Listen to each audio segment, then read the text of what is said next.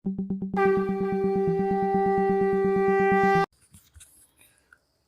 पुरुषोत्तम परम दयाल की दया प्रतिदीपा। विजय केतन मगराज कटक में ऑल इंडिया रेडियो के डायरेक्टर थे। वे श्री ठाकुर के दीक्षित हैं। एक दिन उनका लड़का और लड़की अपने घर के आंगन में खेल रहे थे। आंगन से थोड़ी दूरी पर एक तालाब था।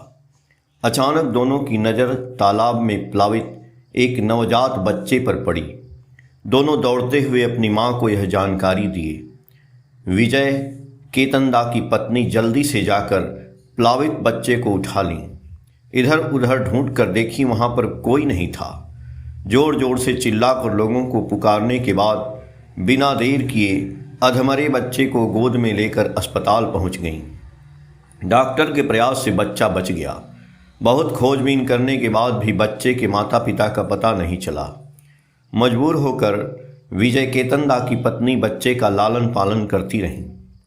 कन्या रत्न पाकर वे बहुत खुश थीं, परंतु विजयदा के मन में बहुत प्रश्न था। पता नहीं किसका बच्चा है। परिचयहीन बच्चे का पालन पोषण करेंगे या अनाथ आश्रम में दे देंगे, इस बात का निर्धारण नहीं कर पा रहे थे। वे निश्चय किए कि श्री ठाकुर से ही इस समस्या का समाधान पूछेंगे। इसलिए वे देवघर के लिए रवाना हो गए। देवघर आश्रम पहुंचकर भूमिष्ठ होकर प्रणाम करके उठते ही उनकी नज़र श्री ठाकुर पर पड़ी। श्री ठाकुर ने उनसे मुस्कुराकर कहा, अपने लड़की का नाम प्रतिदीपा रखोगे। विजय केतनदा अवाक होकर सजल नेत्रों से दयाल की तरफ देखते रह गए। वे समझ नहीं पा रहे थे कि कई 100 मील दूर में घटी घटना को वे कैसे जान गए। वे इतना ही समझ पाए कि यही है करुणामय की अपार करुणा। वे बहुत उत्फुल्ल होकर अपनी पत्नी को बेटी के नामकरण की जानकारी देने देवघर पोस्ट ऑफिस की तरफ दौड़ पड़े।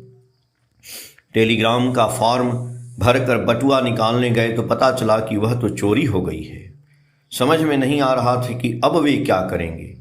ठीक उसी वक्त लगभग 80 वर्ष का एक वृद्ध तेजी से उनके नज़दीक आकर कहा, बाबू आपका बटुआ। बटुआ हाथ में लेकर उस वृद्ध को कुछ बख्शीश देने के लिए बटुआ खोले। जब तक वे कुछ रुपया निकालते तब तक वृद्ध कहीं अंतर्ध्यान हो गया। वे मन ही मन बहुत अफसोस करने लगे। पोस्ट ऑफिस से लौटने के बाद प्रणाम करने गए तो श्री ठाकुर ने उनसे कहा, रुपया पैसा ठीक तरह से रखना चाहिए, सब समय सजग और सावधान रहना चाहिए।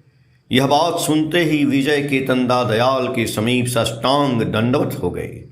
सत्यानुसरण की अभयवाणी उनको याद आ गई। सदगुरु के शरणापन्न हो जाओ, सतनाम मनन करो और सत्संग का आश्रय ग्रहण करो। मैं निश्चय कहता हूँ तुम्हें अपने उन्नयन के लिए अब और सोचना नहीं पड़ेगा। सात्वत कथा पृष्ठ संख्या 96-97 से जय गुरु।